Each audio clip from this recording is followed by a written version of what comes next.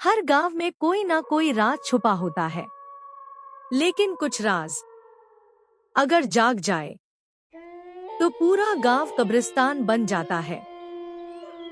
शाम का समय, काले बादल, तेज हवा। एक छोटा सा गांव था, रुद्रपुर। दिन में शांत, लेकिन रात में बहुत डरावना। गांव के बीचों बीच था एक पुराना कुआं। कुएं का पानी हमेशा लाल रहता था। कोई भी गांव वाला उस कुएं के पास नहीं जाता था। बूढ़ा आदमी। उस कुएं में चुड़ैल रहती है। बच्चा, दादा, चुड़ैल सच में होती है क्या? अगर होती नहीं तो हर अमावस्या को कोई गायब क्यों हो जाता? अमावस्या की रात, काली रात, कुत्तों के रोने की आवाज। 3 बच्चे, रोहन, मीरा और कबीर, चुपके से कुएं के पास आ जाते हैं। मीरा, मुझे यहाँ अच्छा नहीं लग रहा। रोहन, डरपोक मत बनो, कुछ नहीं होता। अचानक कुएं से आवाज। प्यास लगी है, मुझे पानी दो। तीनों कांप जाते हैं। कबीर, ये आवाज कुएं से आ रही है। कुएं से काले बाल बाहर आते हैं। मीरा, चिल्लाकर। भागो! बिजली चमकती है। कुएं से निकलती है चुड़ैल। लंबे बाल, उल्टे पैर, लाल आंखें। चुड़ैल, खरखराती आवाज। जो मुझे देख ले वो अगली अमावस्या तक जिंदा नहीं रहता। रोहन भाग नहीं पाता। चुड़ैल उसकी परछाई पकड़ लेती है। रोहन। माँ, अचानक सब अंधेरा। सुबह, रोहन गायब।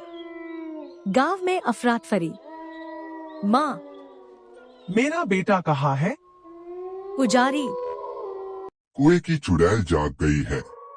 गांव वाले बताते हैं, 20 साल पहले एक औरत को इसी कुएं में जिंदा फेंका गया था।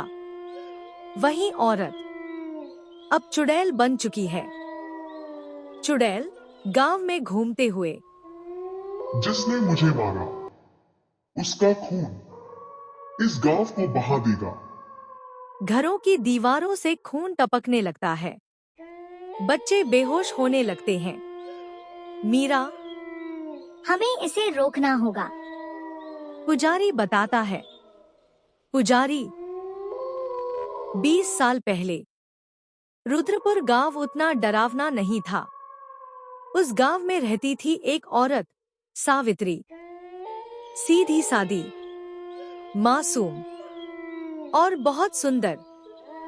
सावित्री कुएं से रोज पानी भरती थी। लोग कहते थे, इस औरत की आंखों में अजीब चमक है। गांव की औरत जरूर कोई जादू जानती होगी। जलन, फुसफुसाहट। गांव का एक अमीर आदमी, ठाकुर, सावित्री पर गंदी नजर रखता था। एक रात, ठाकुर, अगर तू मेरी नहीं हुई तो तुझे चुड़ैल बनाकर मरवा दूंगा। सावित्री रोते हुए। मुझे छोड़ दो, भगवान के लिए। अगले ही दिन पूरे गांव में अफवाह। पूरे गांव में अफवाह फैल गई। गांव वाले, सावित्री चुड़ैल है। रात में कुएं से अजीब आवाजें आती हैं। फसल खराब उसी की वजह से हुई है। गांव की पंचायत बैठी। मुखिया, अगर ये औरत चुड़ैल नहीं तो कुएं में डालो। अगर बच गई तो छोड़ देंगे। सावित्री, मैं बेगुनाह हूँ, लेकिन किसी ने नहीं सुना। रात, अमावस्या। सावित्री के हाथ पैर बांध दिए गए। सावित्री चीखते हुए। मैं इंसान हूँ, मुझे मत मारो। सावित्री जिंदा कुएं में गिरा दी गई। कुआं बहुत गहरा था, पानी ठंडा, अंधेरा, सांस रुकती हुई।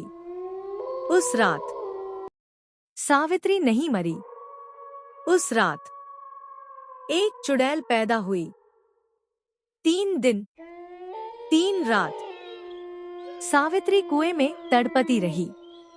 उसकी चीखें कुएं की दीवारों में समा गईं। सावित्री, कमजोर आवाज। अगर मैं मरी तो इस गांव को कभी चैन नहीं मिलेगा।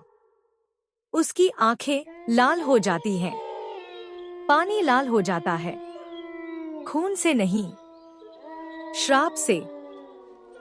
चौथी रात कुएं से काले बाल बाहर आते हैं। सावित्री अब इंसान नहीं थी।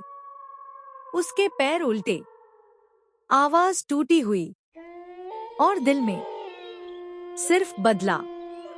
चुड़ैल। जिसने मुझे कुएं में डाला, उसकी 7 पीढ़ियां रोएंगी।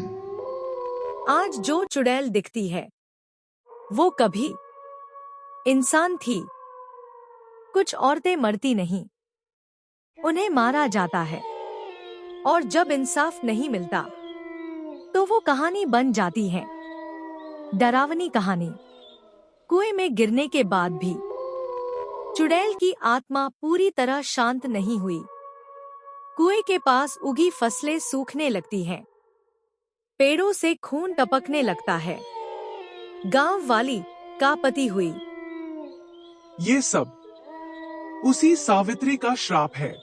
ठाकुर की हवेली। अब बूढ़ा ठाकुर बिस्तर पर है, सांसें उखड़ती हुई। ठाकुर डर से पागल। मैंने गलती की। मुझे माफ कर दो। चुड़ैल ठाकुर की बात सुने बिना उसे मार देती है, लेकिन फिर भी उसकी आत्मा भटकते ही रहती है।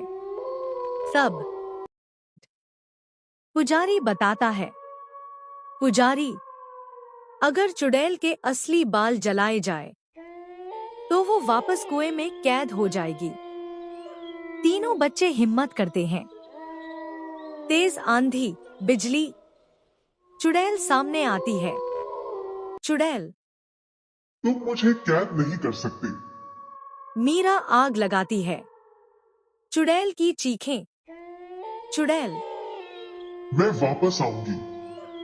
चुड़ैल कुएं में गिर जाती है। आज भी उस कुएं का पानी लाल ही रहता है। कुएं से धीमी आवाज। अगली अमावस्या मैं फिर आऊंगी।